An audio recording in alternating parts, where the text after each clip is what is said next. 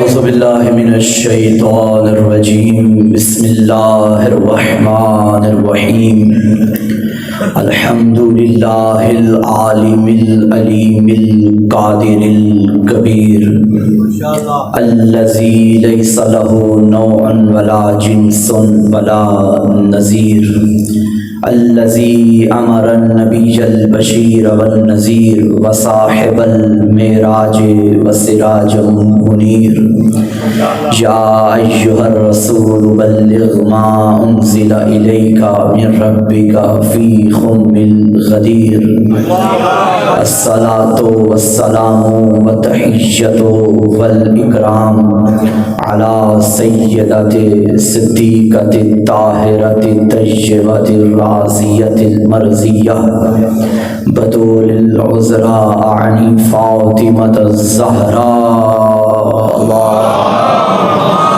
सल्लि अला व औलादिहि तय्यबीन ताहिरीन मासूमीन मज़लूमीन मुंतखबीन मुंतजबीन व लअनतुल्लाहि अला अअदाए फ़ातिमतुज़ ज़हरा व मुक़स्सिरि फ़ज़ाइलिहा व मुनकिरि विलायतिहा अम्मा बअदु फ़क़द क़ाला सुब्हानहु व तआला फ़ी किताबिहिल मजीद बिस्मिल्लाहिर्रहमानिर्रहीम व आति ज़ल क़ुरबा हक़्क़हु। सलवात पढ़ें मिलके बावाज़े बुलंद।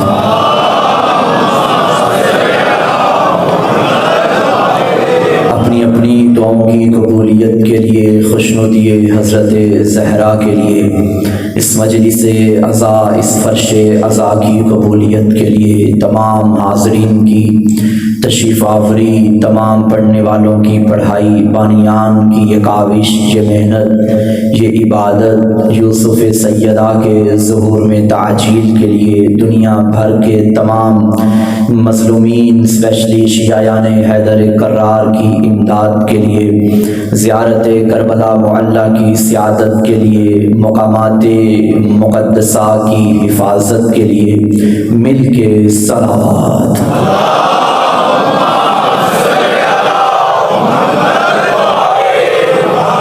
दीगर ज़हमत न समझें तो अपने ज़हनों में मकाम फ़ातिमी को रखते हुए बुलंद आवाज़ से सलवात पढ़िए बरज़ात फ़ातिमतुज़ ज़हरा अल्लाहुम्मा सल्लि अला मुहम्मद। तारीफ़ें हैं उस परवरदिगार के लिए कि जिसने हमें फ़ातिमी पैदा किया है। देखिए, इंसानों में बड़े कबीले बने। अल्लाह ने पूरी कायनात में जितने भी इंसानों को पैदा किया, बल्कि यूँ कहूँ जितनी भी मखलूक़ात को पैदा किया, उनमें से सबको बराबर नहीं रखा, बल्कि उनमें से हज़रत इंसान को अता करने पे आया तो अशरफ बना दिया। अब उसने जब तमाम इंसानों को देखा तो चाहा कि इनमें से भी कुछ ऐसे हों जिन्हें मज़ीद अता करूं, तो उन्हें अपने हबीब की उम्मत में लाके मुसलमान बना दिया। फिर उसने चाहा कि मुसलमानों को भी बराबर नहीं रखना, वो चाहता ही नहीं कि सब बराबर हों। मुसलमानों में भी उसने चाहा कि मैं कुछ ऐसे भी लोग हों जिन्हें और अता करूं, नाज करो। फिर अल्लाह ने तुम्हें और मुझे चुना, अली दे के मोमिन बना दिया।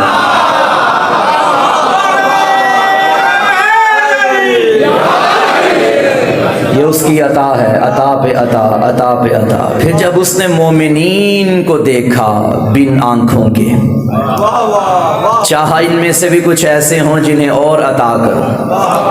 फिर उसने मोमिनों में से बाज़ को यकीन की दौलत अता करके मंजिल ईकान पे फायज किया।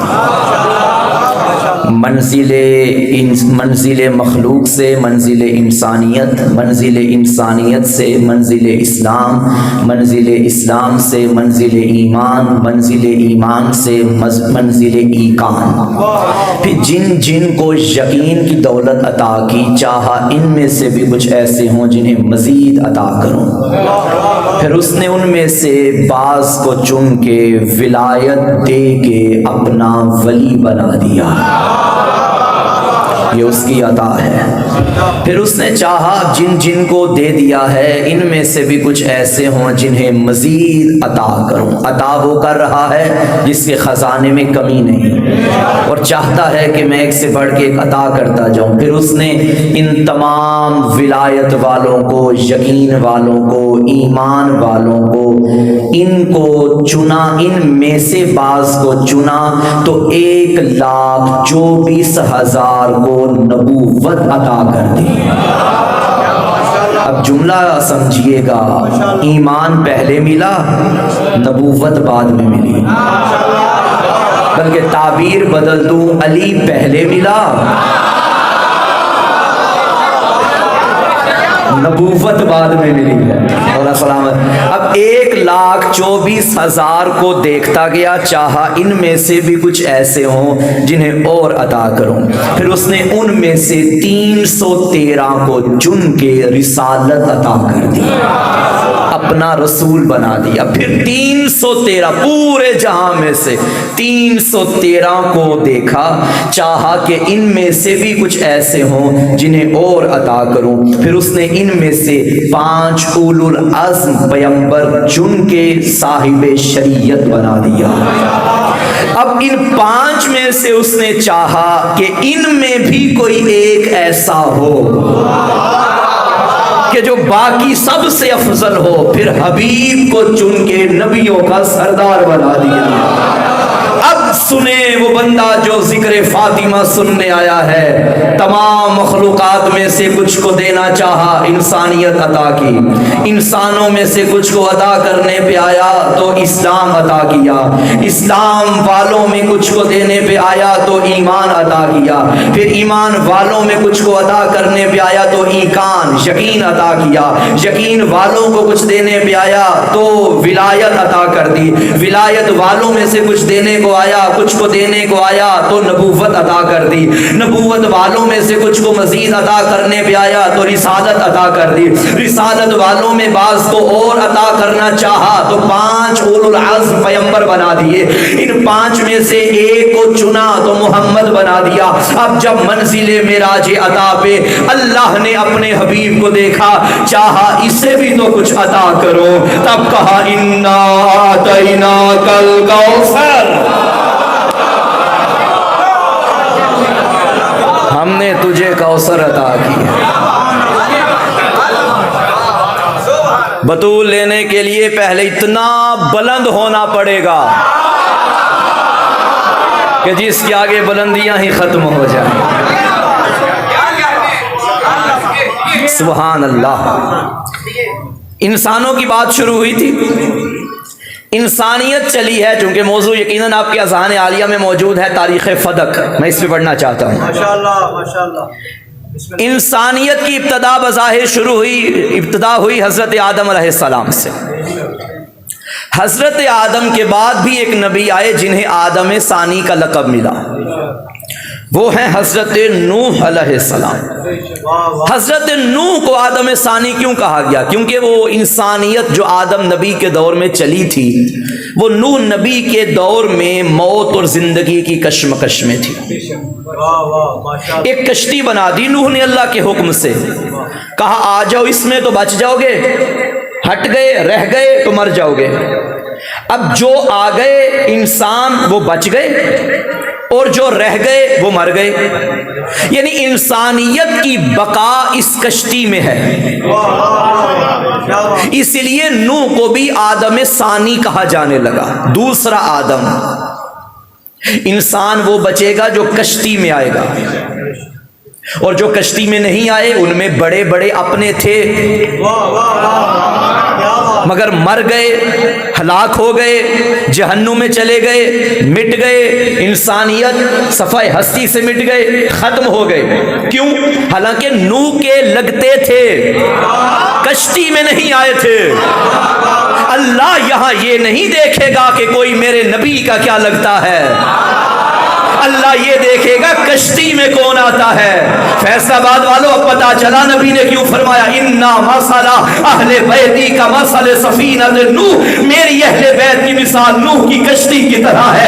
बचना है, बल्कि जुमला बदल के कहो इंसान बनना है तो अहले बैत का दामन पकड़ना पड़ेगा। अल्लाह ये नहीं देखेगा कि मोहम्मद का क्या लगता है, बल्कि मजलिस से मुत्तसिल जुमला पढ़ दूं, अल्लाह ये नहीं देखेगा रसूल का क्या लगता है, ये देखेगा बतूल का क्या लगता है। कश्ती अहले बैत।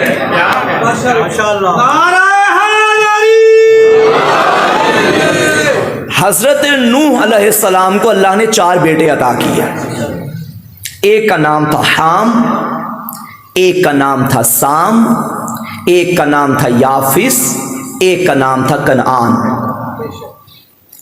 ये जो साम है, इसके सर पे हजरत के बाद ताजे नबूवत आया। अल्लाह ने ये साम को 12 बेटे अता किए, जिनमें से एक का नाम था लावद। फिर लावद को अल्लाह ने 3 बेटे अता किए, जिसमें एक का नाम था इमलीक, एक का नाम था तसम, एक का नाम था उमैम। ये जो इमलीक है ये कौम इमालका का जद है। तसम के बारे में तारीख खामोश है। उमैम बनी उमैम का जद है। कौम इमालका का तारुफ में करवाता चलूं। कौम इमालका की वही आदतें थीं जो कौम आद और कौम समूद की थीं।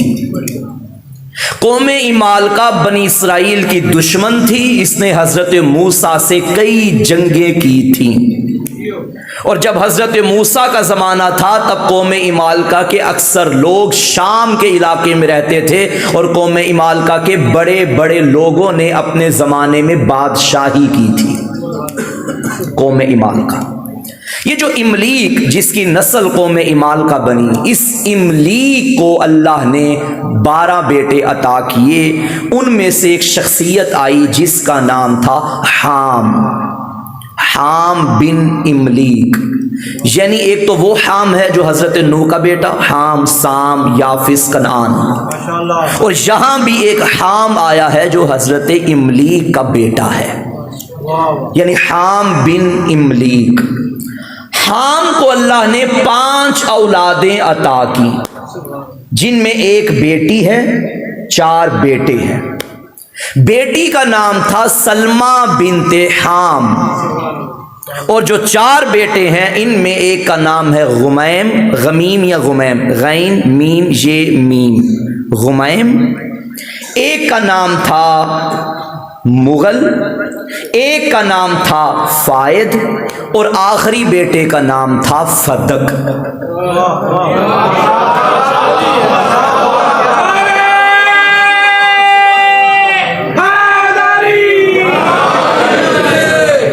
यानी ये फदक बिन हाम बिन इमलीक बिन लावद बिन साम बिन नूह। ये जो फदक था, फदक ने एक ऐसी ज़मीन पे रहना शुरू किया जो मदीने से 130 किलोमीटर के फासले पर और खैबर से 10 किलोमीटर के फासले पर थी। फदक बिन हाम ने वहां रहना शुरू किया। इतना अरसा रहा कि इसकी वजह से इस जगह का नाम पड़ गया फदक। यानी फदक बिन हाम के रहने से उस जगह का नाम पड़ गया फदक। फिदक भी कहा जाता है, बता सही तलफ्फुज़ फदक है, फदक। फदक ने वहाँ रहना शुरू किया। अच्छा, फदक के रहने से जो कौम इमालका के लोग थे वो भी आना शुरू हो गए, चूँकि ख़ानदान एक था। कौम इमालका ने बड़ा अरसा यहाँ रहना चाहा, रहे भी। काफ़ी अरसे के बाद वहाँ अरब का एक बादशाह आया जिसका नाम तारीख़ ने बाबल लिखा है। चूंकि अरब का बादशाह था, इसने वहां की कौम मालका से कहा यहां से भाग जाओ, यहां सिर्फ मैं रहूंगा। बादशाह 10 साल रहा, 10 साल रहने के बाद ये मर गया। फिर यहां यहूदियों ने आना शुरू किया और यहूदी कई अरसा यहां रहते रहे।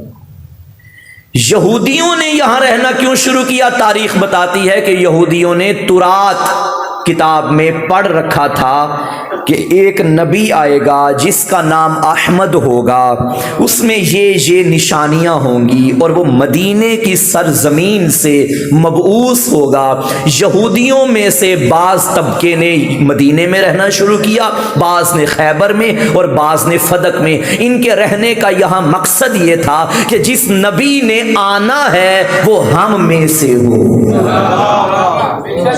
इसलिए उन्होंने यहां अपना घेराव पड़ाव डाल दिया और यहां यहूदियों ने रहना शुरू किया।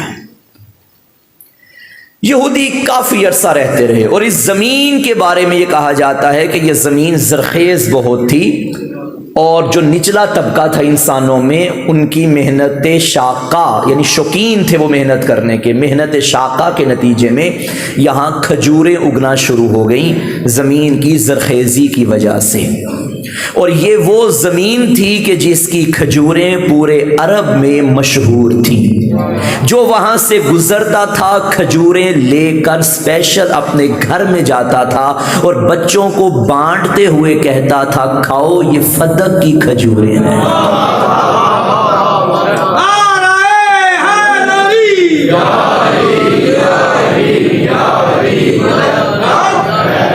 खजूरों में एक खजूर है, एक किस्म है अजवा। ये अजवा यहीं से उगा करती थी, फदक से अजवा मशहूर थी। पाक पैगंबर ने अपने ज़माने में इस सरजमीन पे 11 खजूरों के दरख्त, 11 दरख्त अपने हाथों से लगाए। औलाद फातिमिया जब हज का मौसम आता, पूरी दुनिया से लोग हज की तरफ जाते, तो वो इन 11 दरख्तों से उगी हुई खजूरें उन्हें तोहफे के तौर पे देते थे कि हमारे नाना के हाथों से ये बोई गई है। और फिर वो पूरी दुनिया के लोग अपने अपनी हैसियत के मुताबिक दिरहम और दीनार के जरिए औलाद फातिमा की खिदमत किया करते थे अपनी मर्जी से। माशाअल्लाह। इस जमीन में कपड़ा बुना जाता था, वो बड़ा मशहूर था कपड़े के लिहाज से, चादर के लिहाज से और खजूरों के लिहाज से। यह सरजमीन पूरे अरब में अपनी शोहरत पा चुकी थी। सन 6 हिजरी में इस सरजमीन की खजूरों के दरख्तों की वही तादाद थी जो कूफा के दरख्तों की तादाद थी, और वही आमदनी इस सरजमीन से होती थी जो सालाना आमदनी सरजमीन कूफा के दरख्तों की हुआ करती थी। बाज़ रिवायात में है कि फदक की सरजमीन से सालाना आमदनी 20,000 दीनार थी। एक रिवायत में है कि नहीं 70,000 दीनार थी, और एक रिवायत में है कि नहीं 1,20,000 दीनार थी। मैं चाहता हूं कि उस दौर के दीनार की शायद बच्चों को समझ ना आए, मैं इस दौर के और आज के दिन के मुताबिक बताना चाहता हूं कि उस दौर में 120 दीनार कितनी रकम बनती थी। मैंने बड़ी मेहनत की है, अगर आप आमादा हैं तो मैं वो रकम आज बताना चाहता हूं।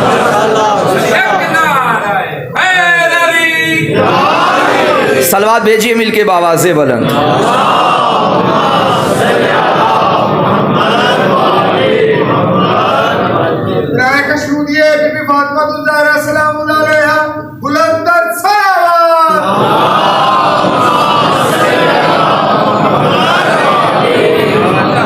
लाख 20,000 दीनार को अगर हम सामने रखें, ये दीनार क्या होता है मेरे बच्चों? दीनार एक मिस्काल के बराबर होता है,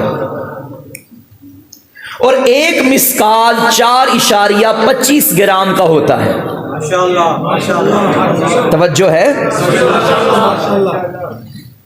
यानी 1,20,000 मिस्काल ज़रब 4.25 तो बनते हैं 5,10,000 ग्राम।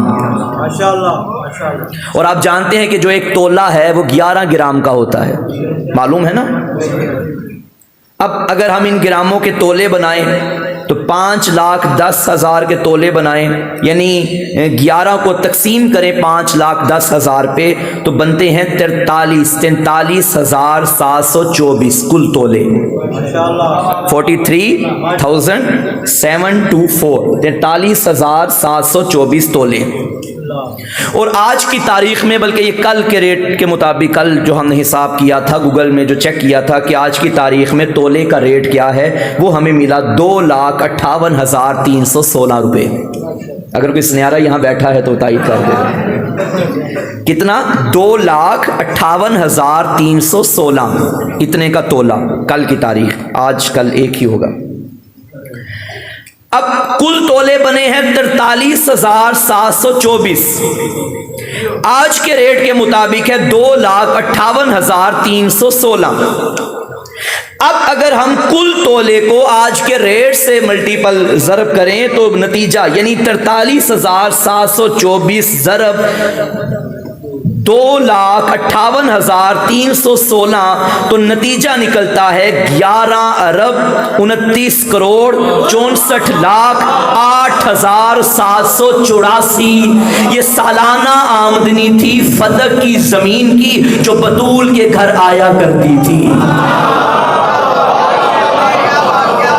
अब मुझे वो 4 मिसरे कहने दीजिए, कैसे बयां हो तेरे कमालात फातिमा, कब हैं शुमार में तेरी नेमात फातिमा। दुल्हन नबी की लाडली, दुल्हा खुदा का लाल, क्या लाल लाम आइन लाम वाला, दुल्हन नबी की लाडली, दुल्हा खुदा का लाल, क्या अर्श पर चढ़ी तेरी बारात फातिमा। लंगर तुम्हारे घर का मलाइक में बांट कर फिजा खरीद लेती है आयात फातिमा। और मैं उन भिखारियों को गनी किस तरह कहूं जो लोग खा गए तेरे बागात फातिमा।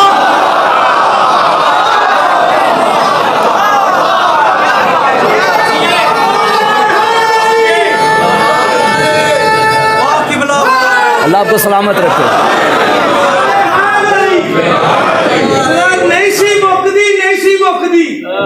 मेरा मौला अली है तो खैबर की जंग मुक गई तो रौला पै गया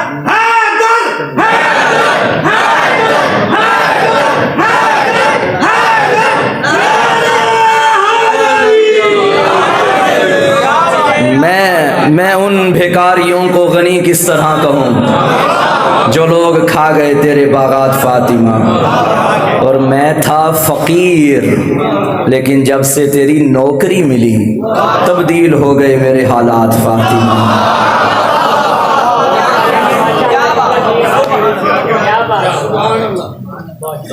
तो ये वो रकम थी जो सैयदा के घर आया करती थी। अच्छा, ये फदक को फतह किस तरह किया गया? फदक रसूल की मिल्कियत में कैसे आया?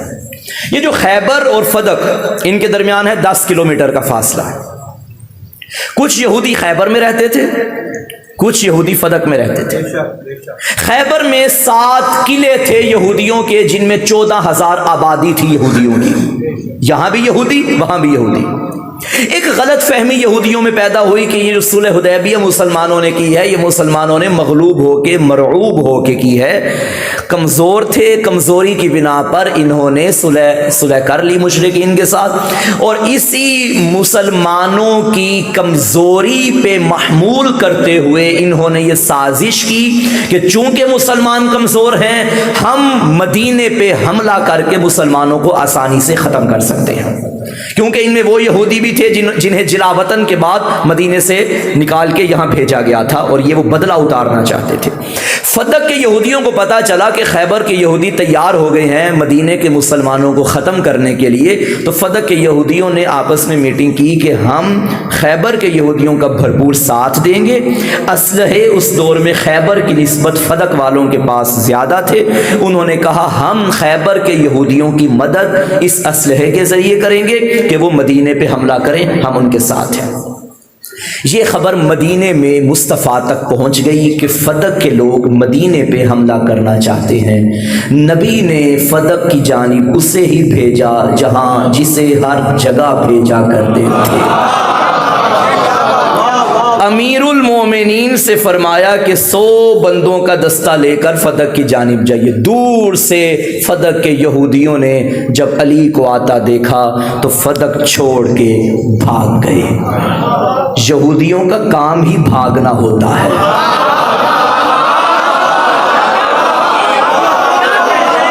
भाग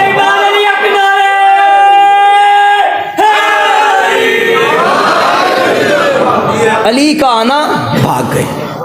जब वो भाग गए जगह खाली हो गई, चूंकि वो फिर माल गनीमत में उनका माल आ गया, अली ने उठाया, सारे सहाबा ने जो अली मौला के साथ थे माल गनीमत के तौर पे वो माल लिया और मुसलमानों में अभी फदक फतह नहीं हुआ, वो उठाया और माल गनीमत के तौर पे वो माल ले गए और मुसलमानों में तकसीम हो गया। जंग खैबर आ गई। जंग खैबर का नतीजा ये निकला कि फदक के यहूदी डर गए कि खैबर के तो बड़े पहलवान बना करते थे, बड़े बड़े पहलवान अली के हाथों मारे गए। जब खैबर के यहूदी मारे गए तो हम कहाँ जाएंगे। अब इनके अंदर खौफ लर्जा तारी हो गया कि अगर ये बात ज़्यादा निकल गई कि हमने खैबर वालों की मदद करनी है या की है तो मदीने के मुसलमान हमें नहीं छोड़ेंगे। इन लोगों ने मीटिंग की और एक नुमाइंदा मदीने में पाक पैगंबर के पास भेजा और जाके कहा कि अगर जान की अमान पाऊं तो एक बात अर्ज करूं कि फदक के यहूदियों ने ये तय किया है कि फदक की आधी ज़मीन हम आपके हवाले करते हैं, आप ले लीजिए और जो भी इसका मुनाफा होगा वो हम और आप आपस में बांटेंगे। काश्तकारी हम किया करेंगे मगर जो मुनाफा होगा वो हम आपस में बांट दिया करेंगे। वो आए, पैगंबर ने कबूल किया। थोड़ा सा नबी मुस्कुराए।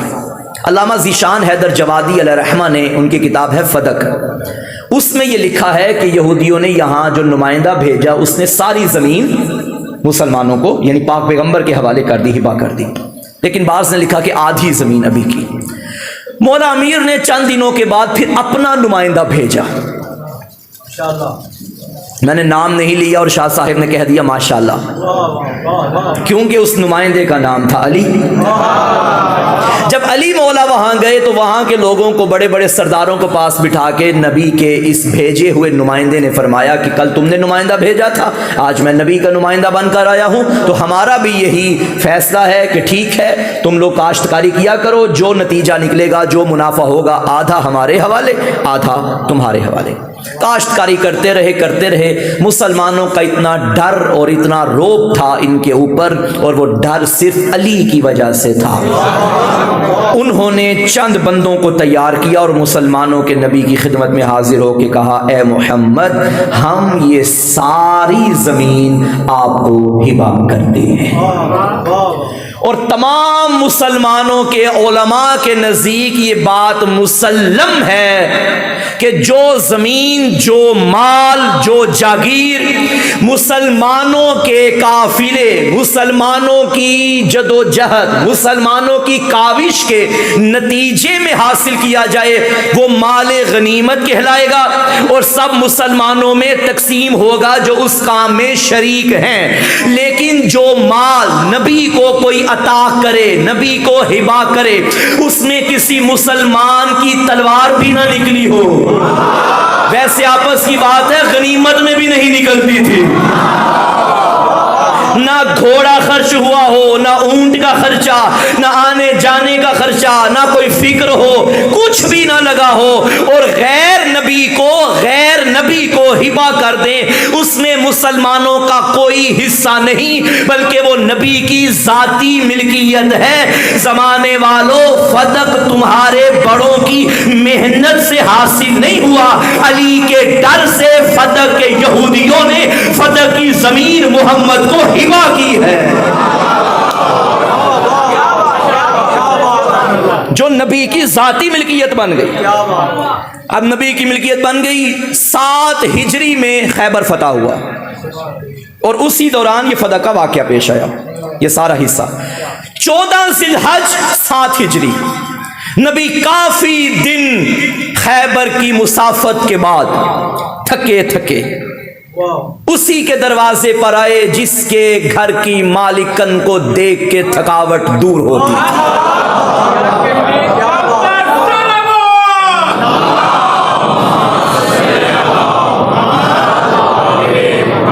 औलाद प्यारी होती है, और स्पेशली छोटी औलाद हो। आप जानते हैं, सुबह का बंदा घर से निकला हो, शाम को घर आए बेटी बेटा देखे, थकावट दूर हो जाती है।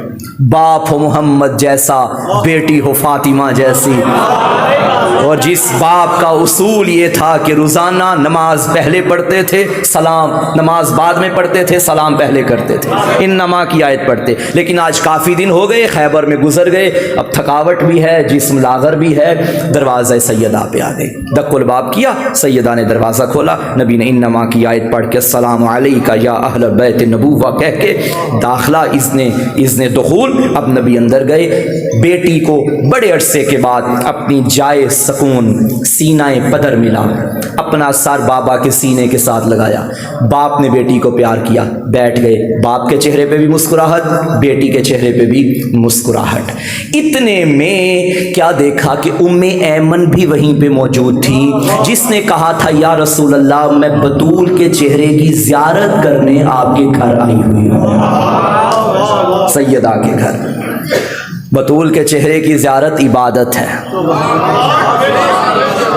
क्योंकि ये कुफ है अली का, और जो जो अली की फजीलत है उसमें शरीक है ज़हरा। देखिए हमारे यहाँ जो कुफ बनाए जाते हैं ना, हम अगर बेटी बेटे का रिश्ता करना चाहें तो ये देखते हैं भाई बेटे वाले इतने अमीर हैं, बेटी वालों को भी होना चाहिए, बेटी वालों के पास गाड़ियां हैं, बेटे वालों को भी होना चाहिए, बेटी इतनी पढ़ी लिखी है, लड़का भी पढ़ा लिखा होना चाहिए, लड़का अनपढ़ है चलो बेटी भी अनपढ़। हम मयार मादी बनाते हैं। लेकिन सैयदा के और अली के कुफ में ये नहीं देखा जाता घर कितना बड़ा है, गाड़ियां कितनी हैं, घोड़े कितने हैं, खच्चर कितने हैं, नहीं, उसमें यह देखा जाता है इल्म अली कितना है, इल्म ज़हरा कितना है, इबादत अली कितनी है, इबादत ज़हरा कितनी है, सखावत अली कितनी है, सखावत ज़हरा कितनी है, शजाअत अली कितनी है, शजाअत ज़हरा कितनी है। और याद रखिए पढ़ा लिखा मजमा मेरे सामने बैठा है, मैं इशारा करके आगे निकल जाऊंगा, वजाहत नहीं करूंगा। एक मर्द और एक मस्तूर एक घर में जितने बड़े भी इबादत गुजार हो, हर वक्त इबादत करते रहे, औरत जितना भी चाहे वो इबादत में मर्द से, शोहर से आगे बढ़ नहीं सकती, ना चाहते हुए भी उसे महीने में कुछ दिन मुसल्ले से दूर होना पड़ता है। नबी फरमाते हैं मेरी बेटी अली के बराबर है, और अली वो है, बहुत शुक्रिया, अली वो है जो जागे तो भी इबादत, जो सोए तो भी इबादत। भाई मैं अपनी बात बताऊं, आपको अपनी बात बताऊं, अगर मुझे हफ्ता 10 दिन हो जाए ना लेट नाइट मजलिस पढ़ते हुए, रात मुश्किल हो जाती है, 11वें दिन सोया नहीं जाता, क्योंकि आदत होती है जागने की। अली आदतन नहीं सोए थे, अली आदतन सोते तो अली की आंख ना लगती, क्योंकि सोना जागना बंदे के इख्तियार में नहीं। नींद आ जाए, गालिब हो, बंदा कुछ नहीं कर सकता, कोई काम कर ही नहीं सकता, लेकिन खुदा की कसम अली सोया ऐसे जैसे रोजाना यही सोया करता था। क्यों? अली का काम था इबादत, जागे तो भी इबादत, सोए तो भी इबादत। अली आदतन नहीं इबादतन सो रहे हैं। क्यों? यहां सोया था मोहम्मद की जान बचाने के लिए। मोहम्मद किसका नबी? अल्लाह का। अली सोए तो भी कुर्बतन इल्लल्लाह, मुसल्ले पे जागे तो भी कुर्बतन इल्लल्लाह।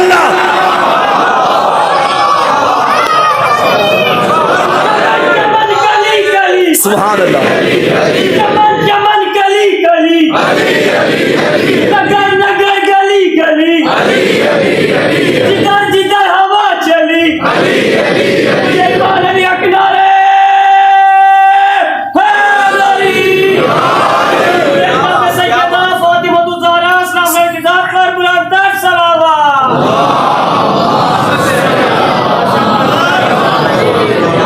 भाई जहां अली का चेहरा देखना इबादत है, वहां सैयदा का चेहरा देखना भी इबादत है। इबादत में कुफ हैं, बराबर हैं। अभी भी बात की समझ नहीं आई तो चलो मजीद वजाहत कर देता हूं। अरब की औरतें इकट्ठी होके बीबी आयशा बिनते अबी बकर के पास आई और आके अर्ज किया, ए नबी की जोजा, ए अबू बकर की बेटी, हमें नबी की बेटी की कोई फजीलत बताओ। पलट के बीबी आयशा ने ये नहीं कहा कि कौन सी बेटी की, सदके जाऊं मैं आप पे, इन समातों में मेरा सलाम है, नहीं, उन्होंने कहा नबी अली की बेटी की कोई फजीलत बताओ। बीबी आयशा ने कहा अभी अल्लाह ने मुझे वो ज़बान ही नहीं दी जिससे फज़ाइल ज़हरा बयान कर सको। उन्होंने कहा ज्यादा नहीं तो फज़ाइल बतूल के समंदर का एक कतरा ही हमें दे दो। हज़रत अबू बकर की बेटी बीबी आयशा ने कहा कि सुनो उसकी फजीलत मैं क्या पढ़ूं। सल्लतिल ज़ुहर सुम्मा वलदतिल हसन सुम्मा सल्लतिल अस्र। अभी ज़ुहर पढ़ के बैठी थी कि हसन आ गया। अस्र भी कज़ा नहीं, रोजा भी कज़ा नहीं।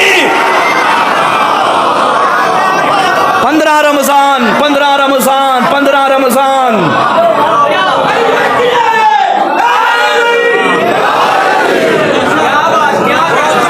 मौला हसन के आने की तारीख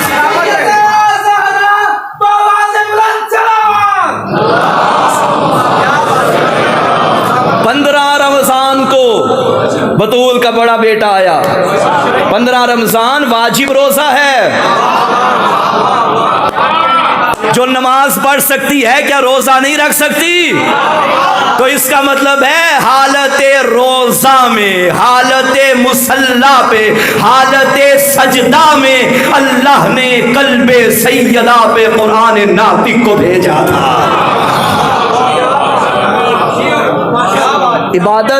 इबादत में बराबर, कुफ है ना, कुफ सखावत में बराबर।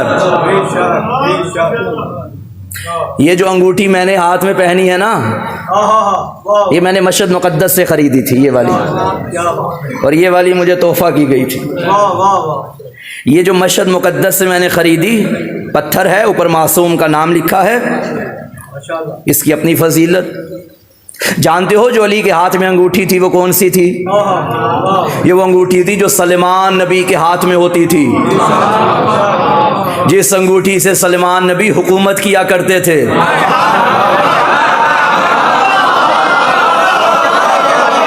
चरिंद परिंद दरियाओं हवाओं फिजाओं पे कब्जा सलेमान नबी का। वो अंगूठी कीमती शय अली सदके में खैरात में फकीरों को बांटा करता है। इतना बड़ा सखी है अली। और सुनोगे सैयदा की सखावत। शादी हुई, दूसरे दिन रसूल आए, क्या देखा कि रसूल ने आज रसूल की बेटी ने पुराना जोड़ा पहना हुआ है। हैरान परेशान बाप ने देख के कहा बेटी फातिमा अभी तो दूसरा दिन है शादी का, नया जोड़ा क्या? फरमाया वो फकीर आया था दे दिया। बीबी ने फरमाया वो दे दिया। नबी ने फरमाया तो पुराना जोड़ा दे देते, नया शादी का दूसरा दिन है। बीबी ने फरमाया बाबा जान मैं ज़हरा हूँ, उसकी राह में पुराना देते मुझे हया आता है। अल्लाह ने चौथे पारे की पहली आयत को भेजा, लन तनालुल बिर्रा हत्ता तुनफिकू मिम्मा तुहिब्बून। कोई बंदा उस वक्त तक नेकी कमा ही नहीं सकता जब तक अल्लाह की राह में वो न दे जो उसे सबसे ज्यादा प्यारा होता है। सखावत में बराबर, इबादत में बराबर, ये दोनों शजाअत में बराबर। नहीं बंदे चुप हो गए। शजाअत में बराबर, शजाअत फजीलत है, बराबर हैं अली और सैयदा। आप कहेंगे किबला ये तो बात हजम नहीं हो रही, खैबर में अली, बदर में अली, उहद में अली, शजाअत के तेवर नजर आ रहे हैं। सिफीन में अली, जमल में अली, तबूक में अली, खंदक में अली, हर जंग में तो अली है, सैयदा तो कहीं नहीं। वैसे भी औरत का क्या काम के मैदान में आए?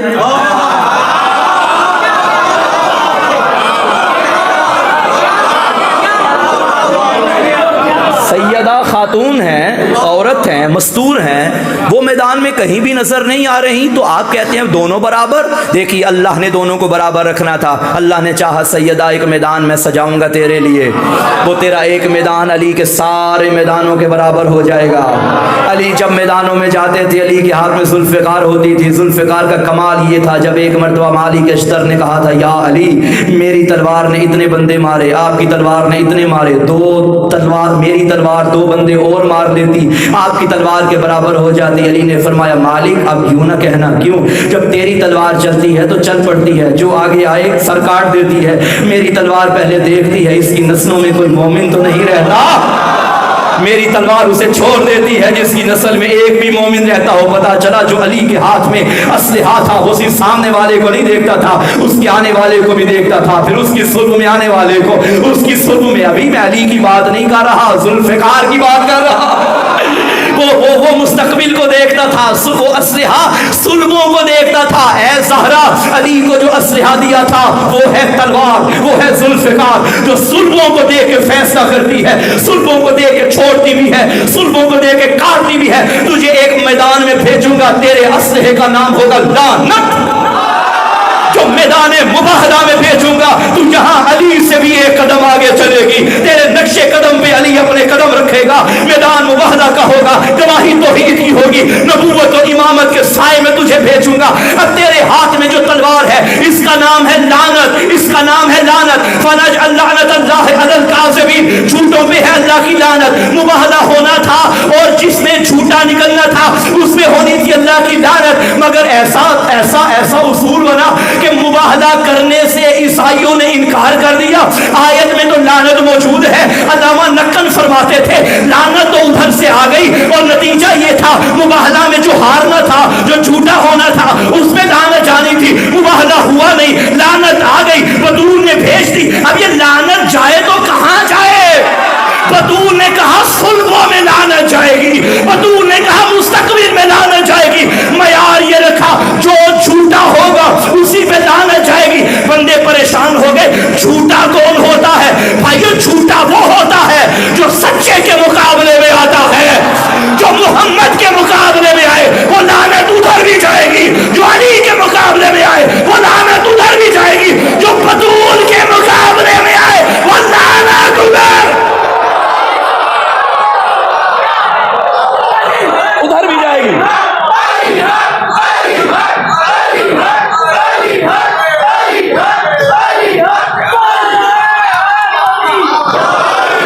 बराबर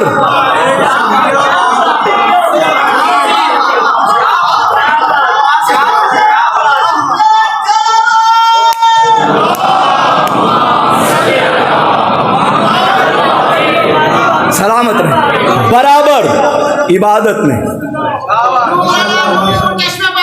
बीबी के दुश्मन दूर, बाबा से बुलंद सलावत।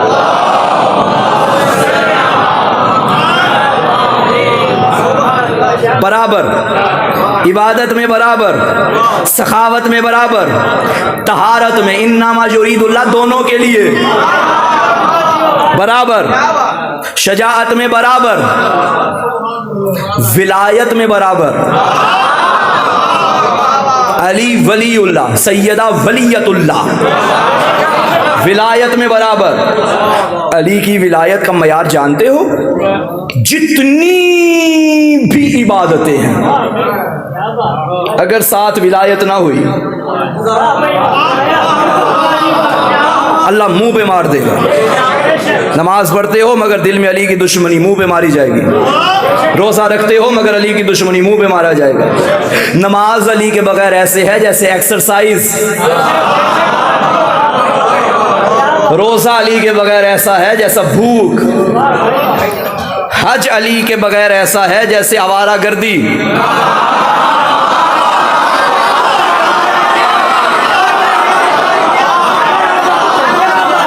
ज़कात व खुम्स अली के बगैर ऐसे हैं जैसे फसूल खर्ची। जिहाद अली के बगैर ऐसा है जैसे तलवार से जंग उतारना। अली के बगैर कोई इबादत कबूल नहीं। नमाज कबूल जब अली की विलायत, रोज़ा कबूल अगर अली की विलायत, हज कबूल अगर अली की विलायत, ज़कात कबूल अगर अली की विलायत, खुम्स कबूल अगर अली की विलायत। ये तो है अली का मयार। कोई ऐसा काम सैयदा का भी होना चाहिए कि अगर ये ना हो तो ये कुछ भी कबूल नहीं। मैं मिंबर पे बैठा हूं, 1 2 3 4 5 को गवाह बना के कह रहा हूं, सुन लो मेरा पैगाम। आप चले जाओगे, आपके जहन से बात सुबह निकल जाएगी, आप मुझे भूल जाओगे। ये 5 हैं, कोई तो एक महफूज रखेगा, जो देख भी रहे हैं महफूज भी हो रही है मेरी गुफ्तगू। मैं मर जाऊंगा, मेरी ये बात जिंदा रहेगी, याद रखना। अपनी नस्लों को ये अकीदा बना के बच्चों को सिखाना, कोई इबादत कबूल नहीं जब तक विलायत अली ना हो। मेरे साथ में मौला फरमाते हैं, याद रखो, नमाजें कबूल, रोजे कबूल, हज कबूल, ज़कातें कबूल, खुम्स कबूल, जिहाद कबूल, सदके कबूल, नेकियां कबूल, खैरात कबूल, ये सारी इबादतें तब कबूल हैं जब विलायत अली होगी। लेकिन एक इबादत ऐसी है कि अल्लाह विलायत भी कबूल नहीं करता। मौला वो कौन सी इबादत है? फरमाया ला तुक़बलुल विलाया इल्ला बिल बराअ, अल्लाह तुमसे मेरे दादा अली की विलायत भी कबूल नहीं करेगा जब तक मेरी दादी के दुश्मन पे लानत नहीं करोगे।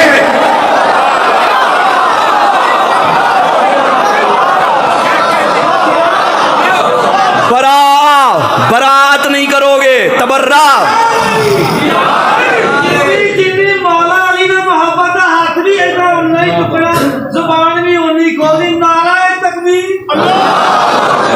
नाराए तकबीर, नाराए रिसालत, खैरियत, खैरियत, यजीदियत, तबाके सादिल मौला।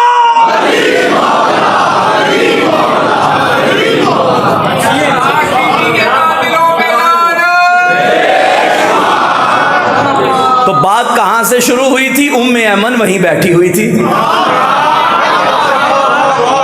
ये तो दरमियान में ब्रैकेट में बात आ गई, वरना मजलिस मेरी अभी वहीं पे है। ये जो 15 मिनट लग गए ये नहीं शुमार करेंगे बानियान। मुझे पूरा घंटा पढ़ना है, ये 15 मिनट एक्स्ट्रा है। तो उम्मे ऐमन वहीं पे बैठी थी जब रसूल घर में आए, और उम्मे ऐमन ने क्या कहा? या रसूल अल्लाह की बेटी के चेहरे की ज़ियारत करने आई थी। बल्कि जुमला बदल के यूं कहूं, उम्मे ऐमन ने कहा होगा, या रसूल अल्लाह मैं बतूल के घर अल्लाह की इबादत करने आई थी।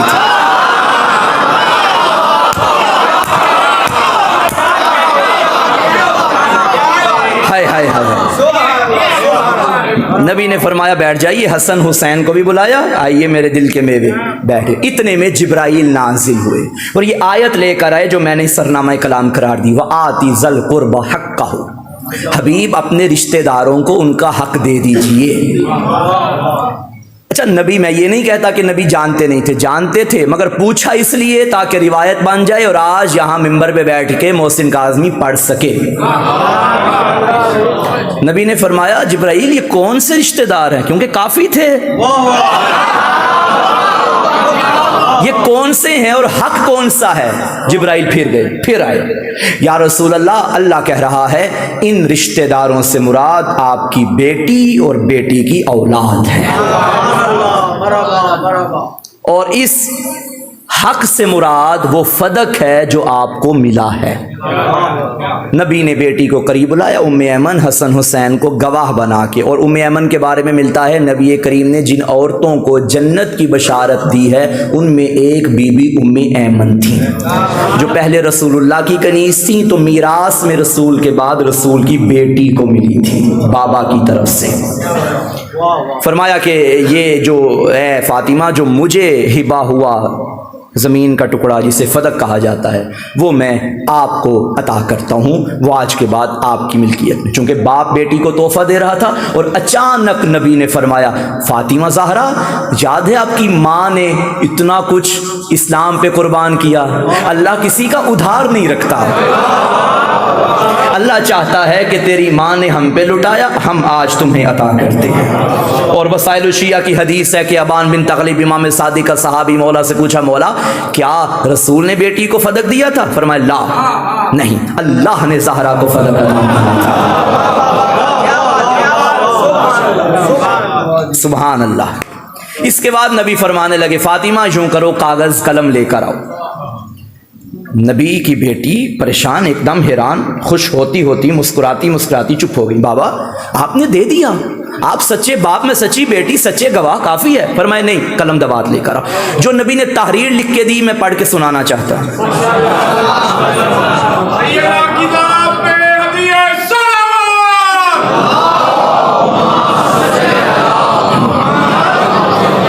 परेशान तो नहीं, थक तो नहीं गए? सैयदा फातिमा ज़हरा सलाम अलैहा की ज़ात पर बुलंद सलावत। नबी ने लिखा, अपने हाथों से तहरीर पे लिखा, वाक़फ़ा मुहम्मद बिन अब्दुल्लाह बिन अब्दुल मुत्तलिब बिन हाशिम बिन अब्द मनाफ हाज़िहिल क़रियतुल मालूमा बिहुदूदिहा अला फ़ातिमा व मिन बअदिहा अला ज़ुर्रियतिहा फमन बद्दलहु बअद मा समिअहु फइन्नमा इस्मुहु अलल लज़ीना युबद्दिलूनहु इन्नल्लाहा समीउन अलीम। नबी करीम ने लिखा, मुहम्मद बिन अब्दुल्लाह बिन अब्दुल मुत्तलिब बिन हाशिम बिन अब्द मनाफ ने इस करिए को, जिसकी हद मालूम है, अपनी बेटी फातिमा के लिए वक्फ किया है और इसके बाद इसकी ज़ुर्रियत की मलकियत है। बस जो इसे सुनने के बाद इसमें तब्दीली करे तो इसका गुनाह तब्दील करने वाले पर होगा। इन्नल्लाहा समीउन अलीम, अल्लाह सुनता भी है, जानता भी है। जाहिलो उम्मे ऐमन को गवाह नहीं बनाया, मोहम्मद ने अल्लाह को गवाह बनाया है। इन्नल्लाहा समीउन अलीम, वो सुनने वाला भी है, वो जानने वाला भी है। ये बेटी ने तहरीर संभाल के रख दी। रसूल दुनिया से चले गए, जाने के बाद शोर बर्पा हो गया कि वो जो फदक है वो मुसलमानों का हिस्सा है। सैयदा के घर इसकी आमदनी आती थी और याद रखिएगा, रिवायात में है कि साल के बाद जब ये आमदनी आती, मदीने भर के फकीर मिस्कीन उस आमदनी का इंतजार करते थे। क्यों? सैयदा फरमाती हैं, मुझे तुम्हारी दुनिया से 3 चीजें पसंद हैं। कौन कौन सी? तिलावत व किताबिल्लाह, अल्लाह की किताब की तिलावत करना।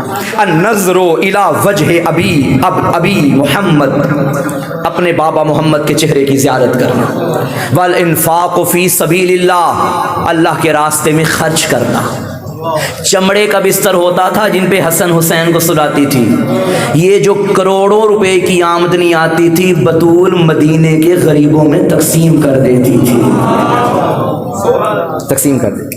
लेकिन जब ये खबर फैली कि ये मुसलमान उस पे हमला, उस पे कब्जा कर रहे हैं, सैयदा घर से चली।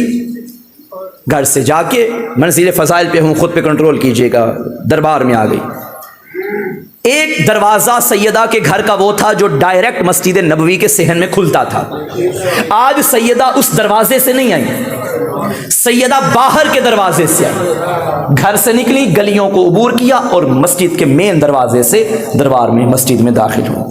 जहां कल बाबा बैठा करता था, आज कोई और बैठा, दरमियान में खड़ी सैयदा ने एक खुतबा दिया। फरमाने लगी, बिस्मिल्लाहिर्रहमानिर्रहीम, अल्हम्दुलिल्लाहि अला मा अनअमा व लहु शुक्रु अला मा अलहमा व सनाउ बिमा क़द्दमा मिन उमूमिन इब्तदाहा व सुबूग आलाए अस्दाहा व तमाम मिनन व अलाहा जम्मा अनिल इहसाय अददुहा व नाई अनिल जज़ाय अमदुहा व तफावत अनिल इदराक अबदुहा व नदबहुम लिइस्तिज़ादत बिशुक्र लिइत्तिसालिहा व अशहदु अन ला इलाहा इल्लल्लाहु वहदहु ला शरीका लहु व अशहदु अन्ना अबी मुहम्मदन अब्दुहु व रसूलुहु सुम्मा इल्तफ़त इला अहलिल मजलिस व क़ालत अय्युहन नास अंतुम इबादुल्लाह। इसके बाद सैयदा ने नमाज का फ़लसफ़ा, रोज़े का फ़लसफ़ा, हज का, मेरा मौजू खुतबा नहीं है, मैं टच करके आगे गुजर रहा हूँ। नमाज का फ़लसफ़ा, रोज़े का फ़लसफ़ा, हज का फ़लसफ़ा बताते बताते, उसूल दीन, फ़ुरूए दीन बताते बताते जब बात आई ना तबर्रा की, सैयदा ने पूरे दरबार की जानिब देखा और कहा, तुम कुजा, मेरा अली कुजा, तुम कौन हो? अली को पहचानो। अली कौन है? मेरा अली वो है जो मैदानों में आता था, मैदानों में लड़ता था। खैबर को फतह करने वाला मेरा अली, बदर को फतह करने वाला मेरा अली, ओहद को फतह करने वाला मेरा अली। तुम्हारी क्या मजाल? तफर्रूना मिनल किताल, तुम तो मैदानों से भी भागा करते थे। किताल मैदान जंग को कहते हैं। तफर्रूना, फरार होने वाले, गुम फरार होते थे, तुम तो मैदानों से भी भागा करते थे। इसके बाद सैयदा ने अपने हक के बारे में बयान किया और कुरान मजीद की वो आयात पेश की जिनमें नबी अपनी औलाद में, या कोई भी बाप अपनी औलाद में मीरास छोड़ के जाता है, वो आयतें पेश करने लगी। आगे मद्दे मुकाबिल वाले ने हदीस पेश करके कहा, नहीं नहीं, नबी फरमाते थे कि हम जो छोड़ते हैं वो विरसा नहीं होता, वो गनीमत है, मुसलमानों में तकसीम हो जाएगा। नबी की बेटी फरमाती थी, मैं आयतें ला रही हूं, तुम हदीस ला रहे हो। कल तक तो कहते थे हमारे लिए किताब काफी है, बताओ, कल तक तो कहते थे हमारे लिए किताब काफी है, आज हदीसें तुम्हें कहां से याद आ गई? तो जुमला कहने दो, हदीसें मीरास वो ला रहे थे जो कह चुके थे किताब काफी। हदीस मजहूल थी कि उनका हदफ था कुरान के मुनाफी। दलील में आयतों से बीवी सुना रही थी जवाब शाफी, वो आयतें जो बदल न पाए कोई मुअर्रिख कोई सहाफी।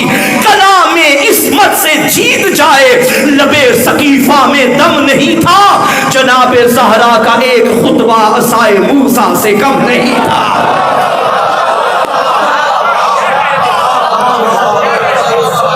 सैयदा वहां का, इन्होंने कहा नबी कोई मिरास नहीं छोड़ के जाते। जब कहा ना नबी मिरास नहीं छोड़ के जाते, बीबी ने फरमाया यबना अबी कहाफा,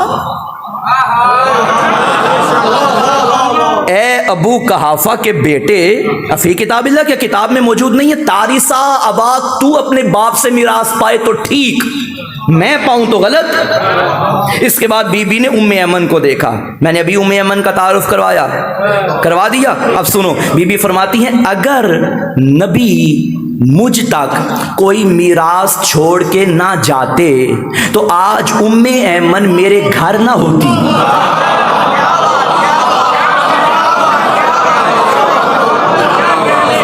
क्योंकि ये विरसे में, मीरास में मुझे बाबा की जानिब से मिली है।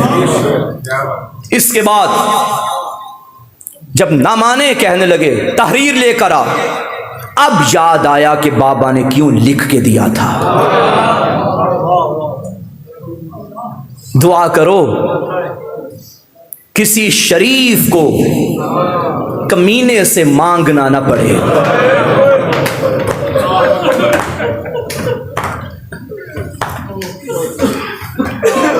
यूसुफ की कीमत क्या थी? कोई याकूब से पूछता। खोटे सिक्कों में बेचने वाले हासिदों को क्या पता यूसुफ कौन था। खुदा की कसम अगर इसी दरबार के मिंबर पे बैठा होता मोहम्मद और बतूल कुछ मांगती, कायनात बेटी के कदमों में डाल देता बाबा। लेकिन वास्ता किन से पड़ गया? कांपते हाथों से बतूल ने अपने हिजाब वाले पर्दे से बाहर हाथ निकाला, कहा ये बाबा की तहरीर, अज़ादारो सुनते हो ना, गई थी तो बाल से आते, पलटी तो सफेद हो गए। जितने घंटे आने जाने के या खुतबे के लगे इतनी देर में सफेद नहीं हुए। सुनो, ये सनद गई, जालिम बेहया ने बतूल के सामने सनद को फाड़ना शुरू किया। रोने वालों फाड़ के जमीन पे फेंका। बतूल, अब माफ करना ये जुमला महसूस करने वाला है, उम्मती कुर्सियों पे बैठे थे, नबी की बेटी फर्श पे बैठ गई, अपने दामन को फैलाया, टुकड़े चुनते चुनते बाल सफेद हो गए। और हुसैन से कहा हुसैन कल टुकड़े चुनने पड़े, देख ले जमीन पे बैठ के ऐसे चुना जाता है। अजरकुम अल्लाह। रोती हुई आई, जब थक गई ना खड़े हो के, एक मर्तबा हजरत सलेमान को देखा, चचा ज़हरा थक गई है। सीधा रोती बाबा की कब्र पे आई और 3 बैन किए, रो के कहा बाबा मुझे दुख ये नहीं कि मेरा हक लूटा गया, बाबा ज़हरा तो कोई जरूरत नहीं, बाबा दुख इस बात का है मैं खड़ी रही लोग बैठे रहे, बाबा दुख इस बात का है मैं मांगती रही लोग छुटलाते रहे, माफ करना बाबा दुख इस बात का है मैं रोती रही लोग हंसते रहे। अजरुकुम अल्लाह। बड़ा रोई सैयदा, बड़ा ही रोई सैयदा। 18 साल में आपकी जवान बेटियां होंगी, किसी ने कोई बेटी देखी है जिसके 18 साल में बाल भी सफेद हो गए, 18 साल में कमर भी झुक गई, 18 साल में चलती है तो हाथ पहलू पे होता है। अज़ादारों 28 सफर को रसूल दुनिया से गए, 75 या 95 दिन बेटी बाप के बाद जिंदा रही। मैंने मक्तल की किताबों में पढ़ा जितने दिन जिंदा रही दाएं हाथ से तस्बीह नहीं पढ़ सकती और नमाज नमाजी बैठे हो, मुझे बताओ तस्बीह उठाने में कितना टाइम लगता है, तस्बीह का कितना वजन होता है। जो दाएं हाथ से तस्बीह ना पढ़ सके, सारे दिन सैयदा ने जब नमाज पढ़ी दीवार के सहारे उठती, दीवार के सहारे बैठती, एक हाथ पहलू पे होता, एक हाथ दीवार पे होता। अज़ादारो, ये पहलू पे हाथ 95 दिन रखना, जानते हो ये कोई आम बात न थी। अली से भी छुपाती रही, चली गई ना ज़हरा, ना रोने वाला अली थाड़े मार मार के रोता। फरका मौला का सहाबी था, दरवाजे पे आया, मौला आधी आधी रात को क्यों रोते हैं? फरमाया फरका मैं रोता इसलिए हूँ ये हाथ भी जिंदा सलामत है। मौला आप तो सब्र कर रहे थे, रसूल का हुक्म था। फरमाया वरका मुझे वो वक्त याद आ जाता है जब मैं बतूल को गुस्ल दे रहा था। वरका कहता मौला इसमें रोने की क्या बात है? फरमाया वरका 95 दिन ज़हरा ने मुझे भी नहीं बताया, जब मैं गुस्ल दे रहा था मुझे फिजा ने बताया या अली बतूल की पसलियां टूटी हुई।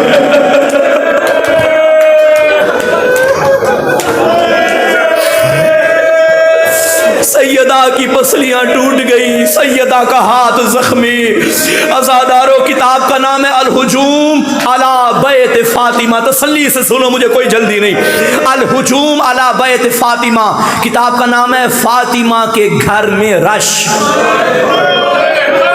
उस किताब के जुमले हैं, सारी जिंदगी जितने दिन बाबा के बाद रही ना, सैयदा का चादर का एक हिस्सा अपने रुखसार के यूं होता था।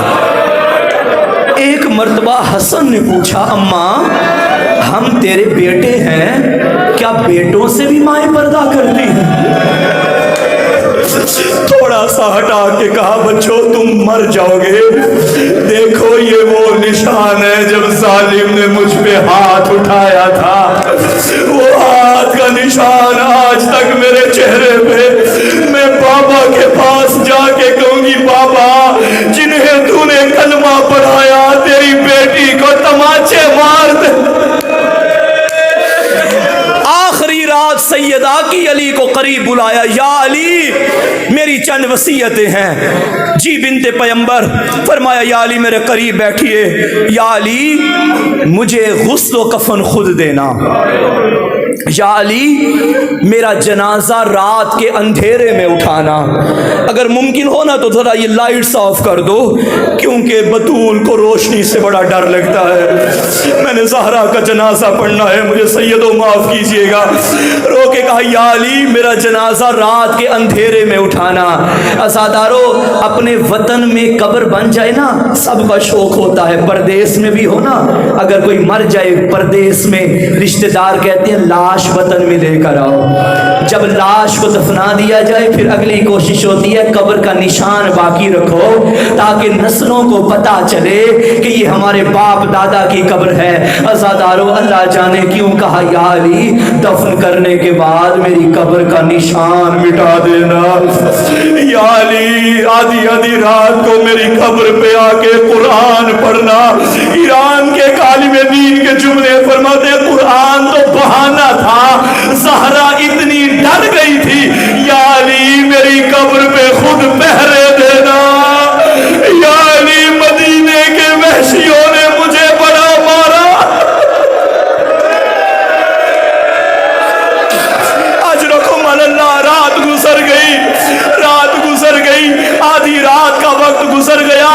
अज़ादारो, बतूल ने बच्चों को बुलाया, मेरे शहजादो जाओ नाना की कब्र पे मेरी सेहत की दुआ मांगो। हसन हुसैन माँ के कहने पे चले, नाना की कब्र पे आए। एक सरहाने वाली साइड पे बैठा, एक कदमों की जानी बैठा और रोके का नाना दुआ कर, माँ बीमार है, नाना हमारी माँ को कुछ ना हो।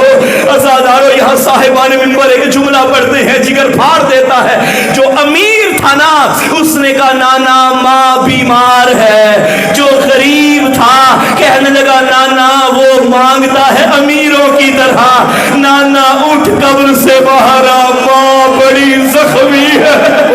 और नाना तेरी उम्मत ने मेरी माँ को बड़ा मारा, नाना तेरी उम्मत ने मेरी माँ की पसलियां तोड़ दी। किताब का नाम है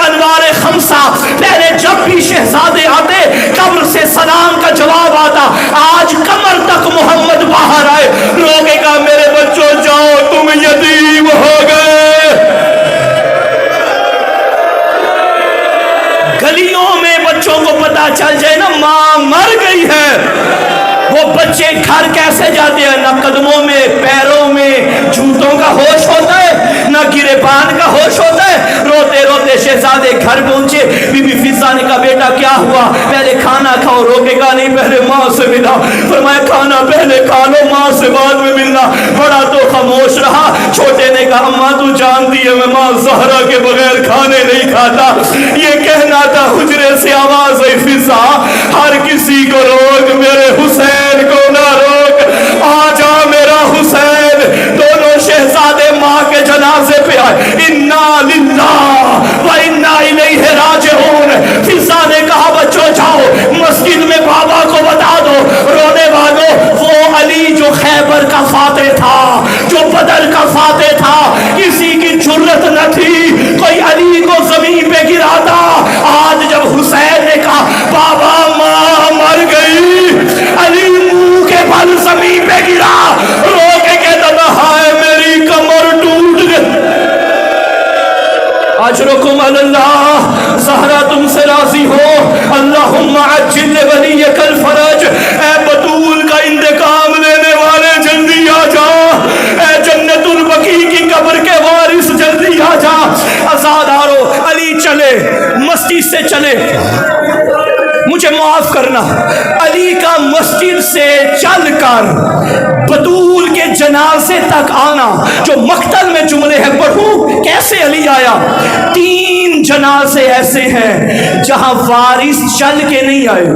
आते वक्त कभी मुंह के बल गिरते थे, कभी उठते थे। सुनोगे पहला जनाजा मौला सज्जाद फरमाते हैं जब शिमर मेरे बाबा के सीने पे बैठा था, 70 कदम पे मेरी बुढ़ी ज़ैनब कभी गिर जाती थी, कभी करबला की जमीन से उठ जाती।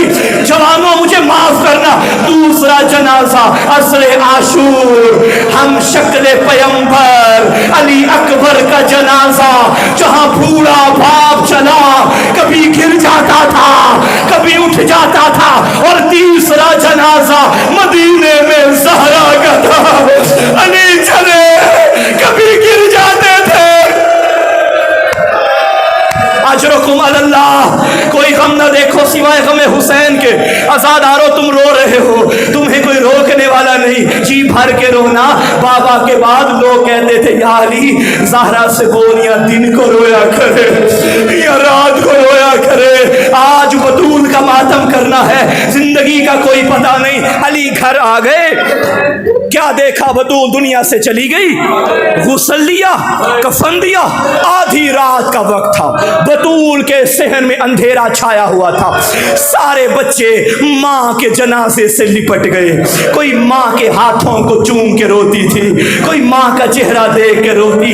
इधर अली ने दाएं बाएं देखा, हसन भी मौजूद है, उम्मे कुलसूम भी है, बड़ी बेटी ज़ैनब भी है। रो के कहा मेरा हुसैन कहाँ है। क्या देखा, एक कोने में बैठा रो रहा था। अली ने फरमाया मेरा लाल माँ का चेहरा नहीं देखेगा। कहने लगा बाबा बता क्या मैं फखरे ईसा नहीं, माँ फखरे मरियम नहीं। जब ईसा को माँ ने बुलाया तब ईसा आया था, मैं नहीं जाऊंगा जब तक माँ न बुलाए। रोने वालों बंधे कफन टूटे, रो के कहा मेरा गरीबे करबला, मेरा प्यासा हुसैन। मैं एक जुमला कहूंगा बीबी, एक उधार रह गया, तूने बुलाया, हुसैन आ गया। कल 10 मुहर्रम जब जीन से गरीब गिरा, रो के कहा अम्मा आज तुझे तेरा बेटा बुला रहा है। हुसैन की अम्मा अपना हाथ पहलू पे रख के कहती मैं मदीना छोड़ के आ गई, और मेरा लाल और मेरी झोली में। अजरुकुम अल्लाह, करो गरीबों का मातम आजादारो। जनाजे से लिपट गया हुसैन, हातिफे गैबी की सदाई या अली। रात गुजर रही है, जनाजे से हुसैन को जुदा कर अली आगे बढ़े। मेरा लाल ऊंचा न रहो, मदीने के लोगों को पता न चले तुम्हारी माँ मर गई है। हुसैन जनाजा छोड़ दे। आजादारो माफ करना, बड़े प्यार से हुसैन को बाप अपने माँ के जनाजे से जुदा कर दिया। मैं कहूँगा मौला हुसैन, ये अमीरी का दिन था, एक गुर्बत का दिन आएगा जब तेरा लाशा होगा, तेरी 4 साल की सकीना होगी, बाबा के जनाजे से जुदा करने वाला कोई बाप दादा नहीं, अकबर का कातिल तमाचे, हुसैन का कातिल तमाचे। जनाजा उठाओ। सलमान ने जनाजा उठाया, अली ने जनाजा उठाया, बतूल के बच्चों ने जनाजा उठाया, कब्र के करीब आ गए। मैंने इससे आगे कभी मुसाहिब नहीं पढ़ा, आज पढ़ना चाहता हूँ, मुझे इजाजत दो। जो रोने आए हो मातम जरूर करना। आजादारो, अली मदीने की गलियों में, हाय जनाजे की गुर्बत देखो, 4 बंदे हैं जनाजे के साथ। कब्र खोदी अली ने, बतूल की मैयत कब्र के हवाले की, 2 हाथ बाहर आए, या अली मेरी अमानत मेरे हवाले कर। अली मुंह फेर के रोने लगे। सलमान ने कहा या अली क्या हुआ? फरमाया सलमान, जब नबी ने हमारा अक्द पढ़ा था, बतूल का हाथ मेरे हाथ पे रखा था और कहा था या अली मेरी अमानत का ख्याल रखना। सलमान नबी को क्या मुंह दिखाओ? या रसूल अल्लाह, जो अमानत मुझे दी थी ये अमानत टूट चुकी है। मातम हुसैन,